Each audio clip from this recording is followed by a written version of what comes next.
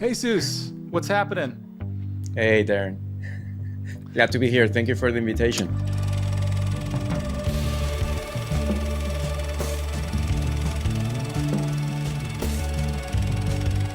So I'm sitting down with LA-based documentary editor Jesus Chuy Silva, an Emmy-winning storyteller whose work spans Netflix, HBO, PBS, award-winning commercials. He's known for his collaborative approach. I know because I've worked with him for 3 seasons of TV. Chuy is all about character-driven stories that resonate. You'll see his edits on Patty Nich's shows like seasons 12, 13, and soon to be 14 of Patty's Mexican Table. He also edited an episode of the new docuseries, Patty Nitch Explores Panamericana, capturing Patty's journey from Alaska to Alberta. And I love working with Jesus because he's so easy to work with, even in stressful situations.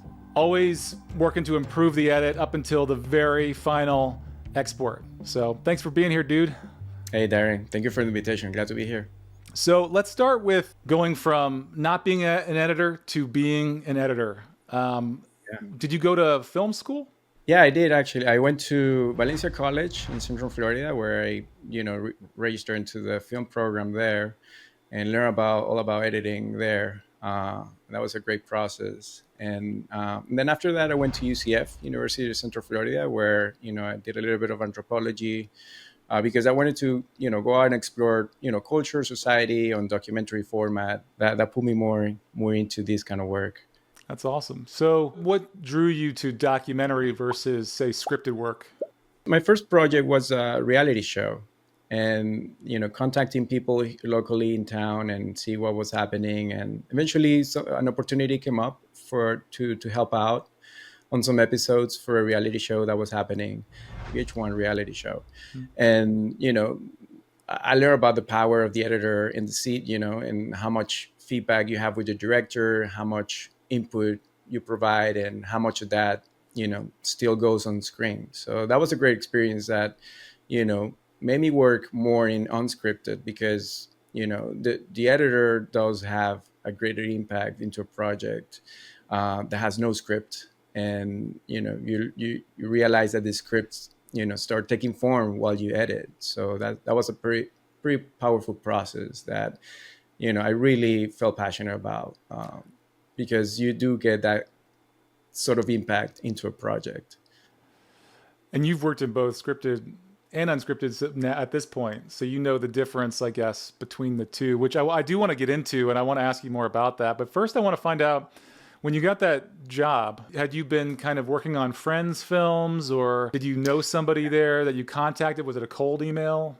Yeah, I started doing a bunch of shorts, so I had something to show of my work. Yeah, I started cold email people, getting to know the local studios, and, starting to find emails so I can reach out to people. And that eventually led me to an opportunity on a reality show, which was my first gig. Were you a main editor on an episode, or were you an assistant editor? What was your role? I kind of landed straight into an editor position in a way that, I was already, putting together scenes and, dealing with notes from the producers or directors. So that was like a situation where you're like landing and running and just going with it. So yeah, that was pretty exciting. Yeah, just talk about getting thrown right in there, especially with reality TV, which is like you're doing so much content. Has it changed like in today's world versus then? Like, are you doing more content now? Are the deadlines the same, or are they crazier? Are they better? Yeah, I think they're always crazy. Deadlines are always crazy. You always try to do shorter schedules, so, but yeah, I don't think schedules haven't changed. I think technology has changed, for sure. I started over 10 years ago where we were doing tapes, exporting out to tapes and trying to meet the FedEx deadline. So now it's just a matter of exporting a clip, sending that out to the network. So that part changed a little bit, where there's no much of a rush to print something out to tape. But yeah, I think, schedules are crazy, as always, but it's part of the challenge. It's part of the fun, I think, of being in those environment of like pressure. You really learn how to polish your skills and really sharp, your focus. That's a good point, actually. One thing that when I started getting into TV work, it kind of forces you to learn shortcuts and hacks and streamline and get your style down so that you can repeat it in fast moving situations. How has that evolved for you, finding ways to be faster? Are you kind of always learning, the hotkeys on a keyboard? How do you stay sharp, I guess? Yeah, but the technical part is always important. The technical part, know your tools, what you're working with. That's always important. And I think it's a matter of like, practice, practice, and practice. The more you practice, even if it is at home or like a project with a friend, that always helps, because that's going to give you more skills. It's going to give you, more confidence. Make sure the decisions you're making, you feel good about it. And it's what you feel like it's the right choice. And you have to live with those choices, and those are the things that you have to make, while you're working on. This really applies where practice makes perfection in a way where you feel more confident and your tools. So it's a matter of a process of somewhat of a fermentation.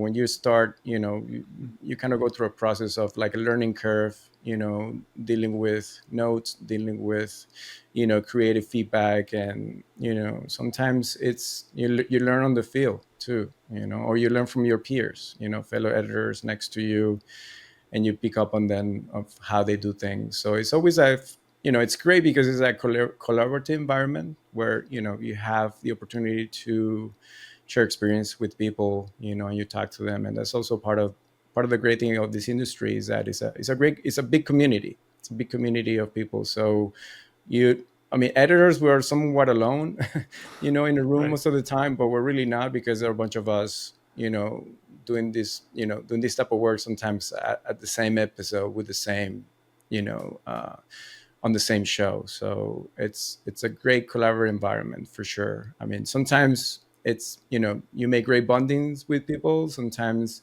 it's a challenge, but I think it's all part of the job. That community that you're talking about, I feel like, in talking about, how do you find work? How do you network? How do you build relationships? At the level that you're at, has anything changed from when you first started and how you're finding work?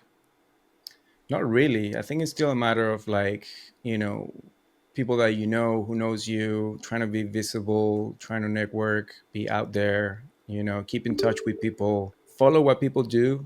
That's always important. Make sure if some project comes out, say, hey, I saw this, it was great, congratulations. Always try to keep in touch. Keeping in touch, I think, is always a key thing in this industry, where people, keep you in mind for things. You never know when things can come up. So it's always a good practice to just see what's out there, what people are working on. So Choi, how do you stay busy? I mean, how do you go? How do you manage the ups and downs and manage to keep work coming in one after Yeah, the other? that's uh that's probably one of those $1 million questions of like, how do you keep busy in this kind of industry, and keep working. I'll say the most important thing is just keeping in touch with people. Just don't disappear. Stay visible. Go out there to as much networking events as you can. Research people. What they're doing and what they're about. Try to be personal when you reach out to people. That's always a good practice. What's an example of like reaching out to somebody? Let's say, you and I work together on a show and it's been a year or two. Are you reaching out like monthly, every 6 months? Are you just like, what are you writing in the email? Yeah, it depends on the personal situation. If someone you see that he has haven't worked in a while, check what they're doing currently. And trying to keep up to date about what they're about. Maybe it might not be a project. Maybe it be a picture they posted on social media about a trip that they're doing. So you kind of keep it more more personal, more friendly relationship. So that's always important to see what other people's are doing, so you kind of keep in touch with what they're about, so you keep the relationship warm in that way. I love that. And actually something that comes to mind that you do that I really appreciate, and it's going to sound maybe kind of elementary to some people, but I think it's really good. And that is, you know, if you're working on a project with somebody else and I want to work with you on a project, you kind of keep our conversation to like outside work hours, you know? And I know that sounds kind of, almost overly simple, but even though I want to work with you, I want you to be available. I actually appreciate that you're just like 100% focused on the job that you're doing and not, just like selling me as much as possible on getting the next job. It actually makes me, have more confidence in hiring you in a weird way. So I don't know if that's a compliment or not, but, it has this opposite psychology where I'm like, I know I'm trying to plant the seed that I want to work with you in the future on this project, and I'm hoping you're available. And you kind of will say like, hey, I'm on this until this date, and maybe we can talk, after 6 p.m. or whatever. And like, I don't even know that you do that, but some people are just like angling to get the next job so much that I almost worry that they're not working on the job they're currently working on. Right. Yeah, I mean that's always important to keep the relationships that you have currently, and even though you might not be working with that person, don't look at it as a job. Look at it as a relationship. So that way it's not about the job; it's more about the relationship. And I think that way, it feels more natural, more organic. Where you're not really pushing for the next job; you're just keeping the relationship alive. And I think that's a good way of like keeping in touch with people, where you're like it's not just about the job, it's more about the relationship, really. Absolutely. I mean, relationship is clutch. And it's funny because I'm more in the position where I'm hiring people as opposed to being hired in a lot of ways.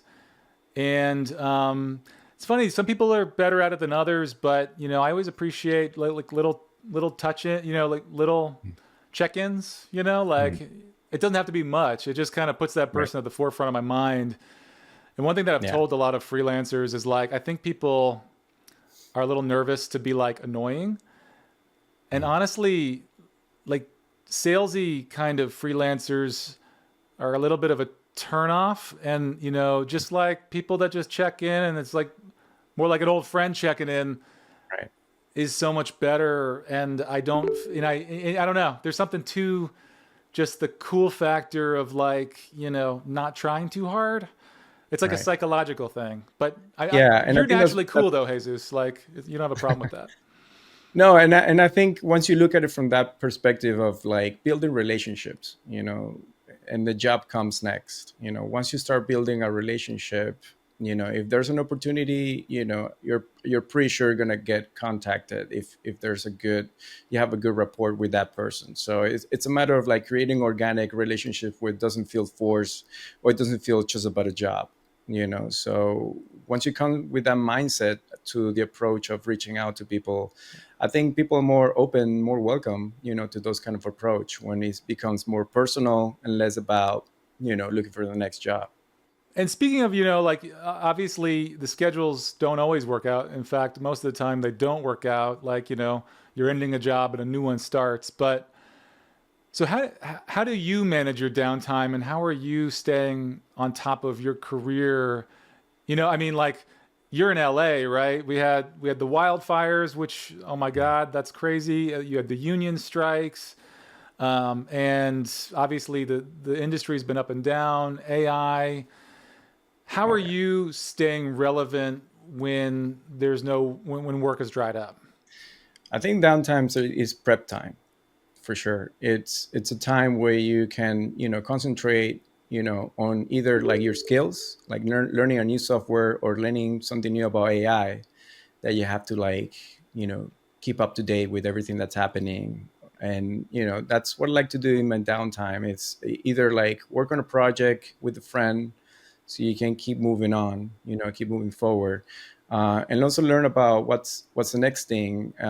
This industry is very fluid. In the past couple of years, like you mentioned, there have been like external and internal situations within the industry that has impacted everybody here in LA. well, you have to keep going. You have to keep going. Times like this, keep the faith, and Yeah. trust yourself. Trust yourself that this is what you really want. Just keep going. How important are reels to, new editors versus people like you who have a network and you've worked on shows? I think Reels is always important to keep it up to date. You never know who can ask you for it. On the beginning, it's always important to have a reel because you're starting. Fairly few people know you, so I think the reel on that scenario is important because that's your presentation of who you are, where you've been.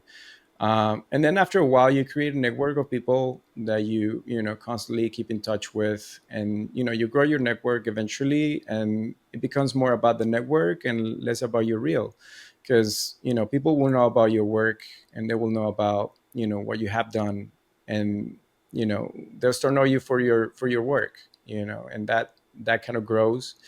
But always is a good practice to keep your reel up to date, because that's always is your presentation card in a way if somebody asks you for that. Yeah. So it's always a good practice to keep it up to date. I know we have a lot of people apply for jobs, or if we have a new show, I'll talk to different editors, and that's the first thing I look at. I mean, I want to see what you've done before I look at a resume, right? Like, I just want to see. It's just like, show me, Right. you know. Yeah, for sure, especially if you're approaching people that they don't know you. They always want to have that ready to go in case you want to send them that, and be like, hey, I did this previous show, I love the current show that you're on, and I have done similar work. So that's always helped to always to keep in mind what you have done and what you do next, what you want to do next, and trying to keep that within the same thread of the kind of work, so people you know some people can trust you a little better, so you have experience already in a particular kind of you know work or project, so that kind of keeps it constant. So if you're working reality, sometimes people are looking for editors that work on reality, so that happens in many other sectors of the industry as well. This brings me into a good transition. So, like, you've done scripted and documentary. What's the difference between editing documentary and scripted? It's a big difference. Well, coming from documentaries, like for my example, once you go into a scripted project, you bring all these skills of like storytelling, and what are the good parts of story that you need to put together. And once you go into a scripted project, like in my case, I went from documentaries into scripted. You go with that mindset of like, well, you kind of know what the elements are needed to tell a good story, because in documentaries sometimes you don't have the luxury of knowing what the story is about, so you have to create that while you go in the edit. And once you go into a scripted project, to me it's a little bit refreshing, because the story is already there, and the footage sometimes is not too it's not 100 hours of footage like Right. sometimes we do in documentaries, so it's much less of footage. So it's a different muscle that you move too, mentally and emotionally, some sort of a different muscle that you have to work with. But it does help having those skills from documentaries, that you're like polish the storytelling skills and the pacing and the rhythm of things. And sometimes in scripted project, you know it's not all defined, so sometimes that sort of input of like maybe deviating a little bit from the original intention and creating something a little bit more original can help into those scripted projects, that it's not always like one formula that works for all the scripted projects. So documentary editors are some sort of chair directors, I guess, where Right. you're some sort of directing the story in post. And for me, going to scripted is some sort of fresh air, where there's a director you're working with directly, and he has a more sharp focus on the story. But that's for me, it's great, because it's like documentary is like being on a hiking going up the hill, and then scripted project is on a flat land. It's just walking by. Right. So it's great. It's about different environments. You know, though, I've done a little bit of both. I've mostly done documentary, right? And for me as a director, I love story, and I love what I love about a documentary is, is that process of how the story kind of bubbles up and it's like not defined, and suddenly, in pre-pro you have one story, then you go and shoot it, you have another story, and then in post you've got sort of like another version of the story, and it keeps redefining itself. And I find that it's like, almost like being a captain of a ship in a storm. You're just sort of like going with the flow, trying not to tip over. And then, and with scripted, it feels like it's just more on a nuanced level, right? You're still doing those same things, but you don't have to do the chunky work of writing, really. It's like you're kind of like making little micro choices that tell the story a different way. Yeah, and you have more energy creatively. I think you have more energy working on a scripted project because, documentaries have a stage of heavy lifting, and sometimes in scripted you just use the energy more towards the creativity of the project. So you're not too much bogged down by trying to discover the story or trying to make something out of nothing. And yeah, I mean, scripted for sure, you have you concentrate more of those nuances and those details that sometimes takes longer to get to in a documentary. Are you trying to get out of working on documentary work with me? No, not at all. I mean, documentaries are my passion. They always be a passion, for me. And scripted. It would be great if we do a scripted project. Absolutely. Together. That would be amazing if we do that next. One of the challenges I think, and I think you'll agree with me, is like when we work on a show like Panamericana, there is such an enormous lift with just getting the story to feel right that you're almost turning in the episode before you've really had the time you want to do the polishing and to play with it and experiment. And that's the one thing about TV that I find to be so difficult in the documentary sense is the management of energy, because I'm a little bit of a perfectionist and I want that story to feel good. But if we spend too much time on that, we won't have any time to polish or play with music choices and all that kind of stuff. So I think energy management is like a really key point. Yeah. Which kind of gets into like a good question of, let's talk about some of the work we've done together. So, a lot of times what we attempt to do, and what I've attempted to do, is give you a solid A-roll edit, because I love to edit too. Instead of doing a paper script, what I've loved to do is like get you something I actually put the interview on a timeline and I build out the A-roll so you have the moments you need and it tells a little story. And then hopefully that gives you more of an opportunity to be creative. But when we give you a project, what's your process? How do you delve into it, and how do you manage your energy as you move through it? Yeah, working together has been great because you give me string outs, which, it's a great also way of doing post where, of course, we're working on a schedule, time is limited, so we have to get going with the story.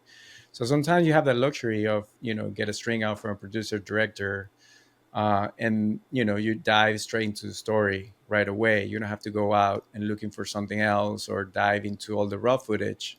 So that's also gives you a lot of like flexibility towards like being more creative, and having more input into the story.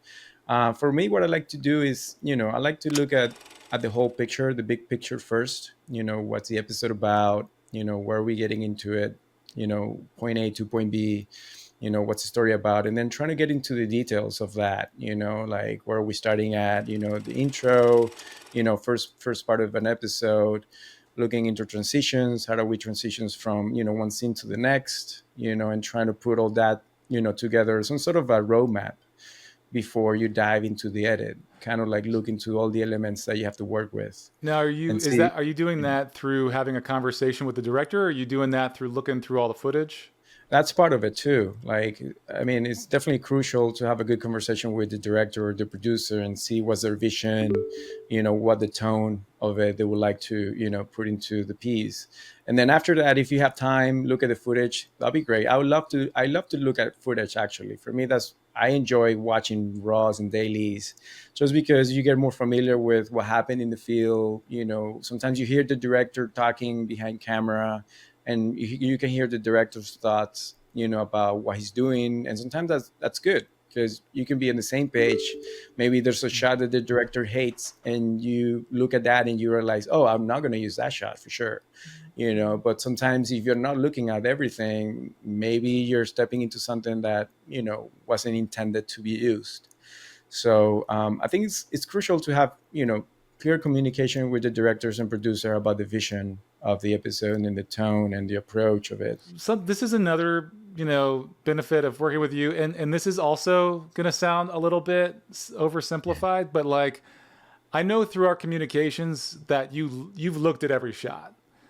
And like, it's not always possible. Like if there's like 100 hours of footage and we're on deadline, sometimes it's just more about survival. But like, I know you're playing with different stuff, and I know you found shots that in the field I got excited about that a lot of editors don't find. And I've even worked with some editors who I know are just finding the shots that are, the closest to the top of the heap, and like just going for the next shot that they think will work as opposed to looking through all of it. And I've always really appreciated that because, from the directing standpoint, you're out in the field and you're, in the last show, we were in the Arctic, and you're sort of, you put so much effort into like just the logistics of getting some of these shots. And then, if you have an editor, I had an editor once tell me like, oh yeah, like he didn't even look at all the, like he didn't really care about the B-roll. And I'm like, how much we worked to get that, that shot to look like this or to, so I've always felt like you've respected that part of it and looked through all the footage when you're able to. And it's clear in the edit because I'll see little nuanced edits that wouldn't have been possible unless you dug in. I mean, trying to go the extra mile is always a good thing, trying to push. I stay late, sometimes I work long hours, and just because you feel that need of like get yourself involved with everything that you have to work with. And sometimes that translates into the cut, sometimes that translates into the edit because you make the effort to really look, what else is out there that we probably can use that maybe I don't have on my hands right now, but I know there's so much more footage. So I try to do that. I try to like stay a little longer, if I have to, just to look at more stuff, because sometimes there's a sense of like, maybe there's something else I can use. Maybe there's a better shot to transition from one scene to the next that we don't have. So sometimes going the extra mile pays the effort, in episodes and projects, just because you're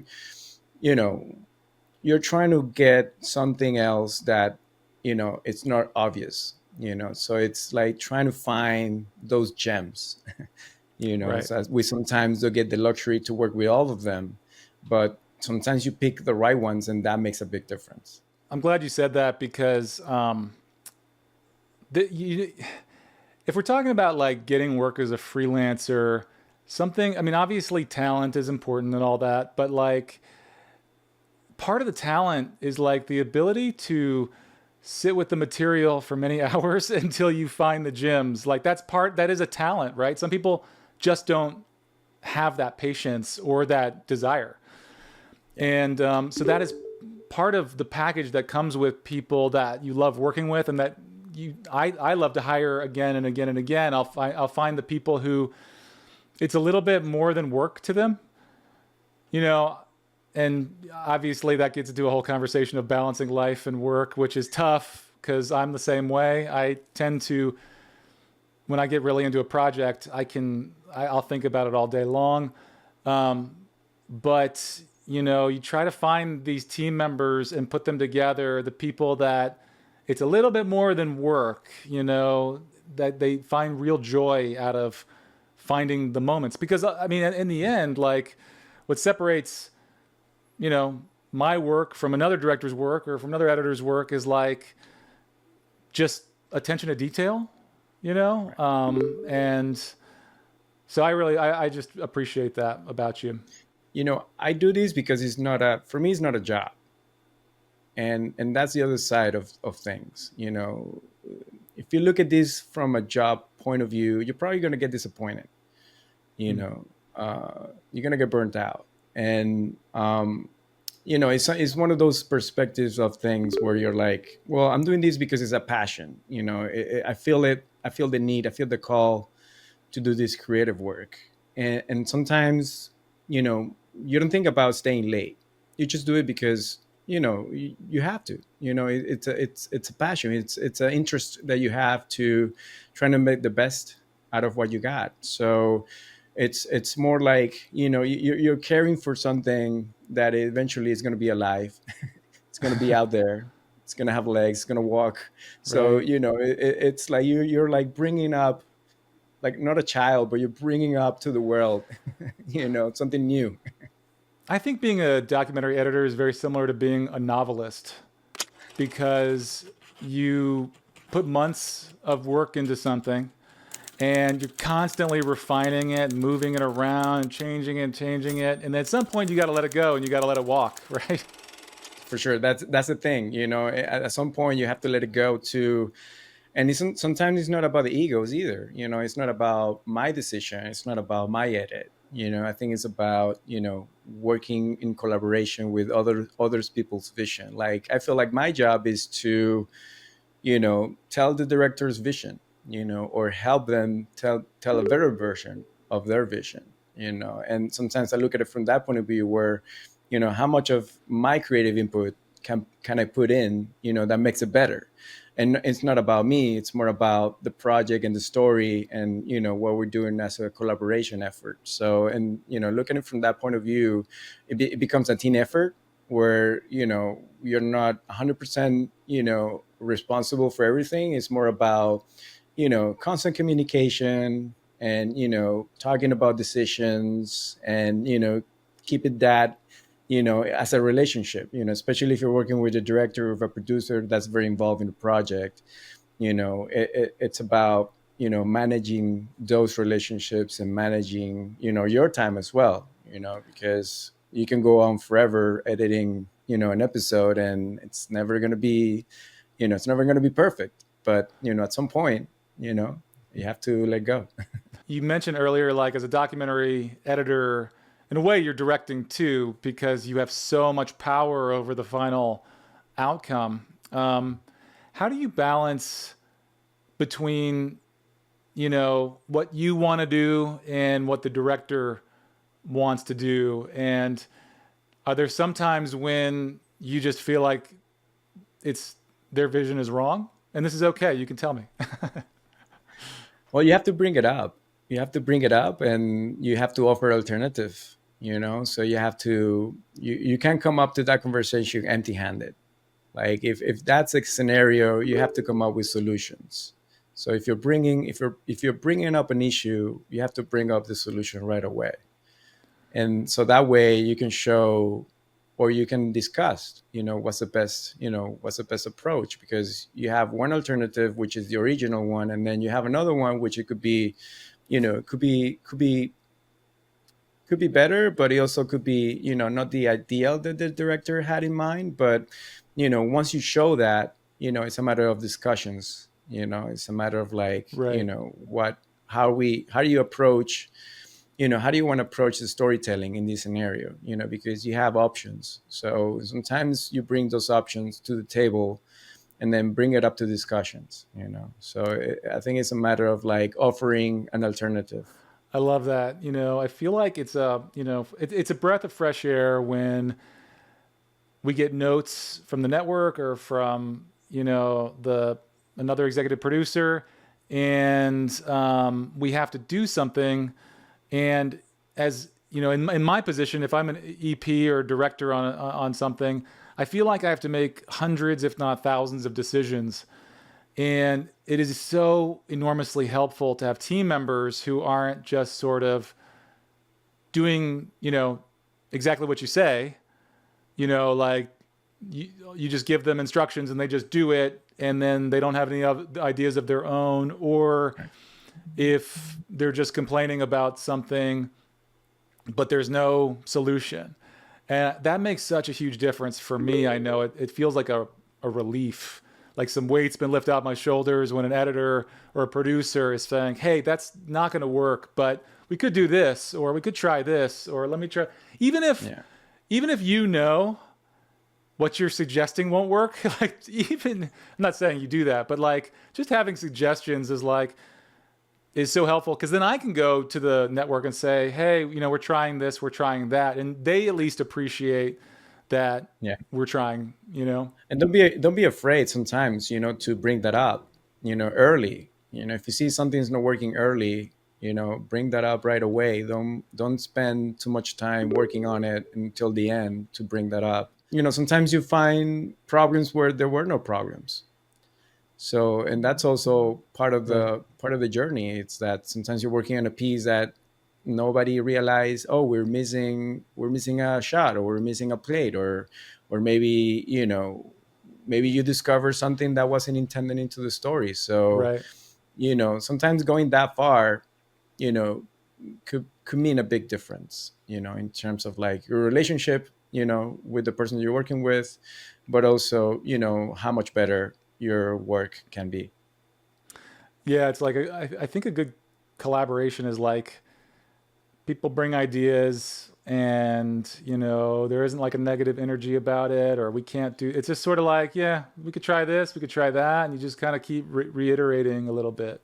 What's an example of like communication that doesn't work for you, where you feel like, I don't know if this is the right situation for me, or like it's not feeling good?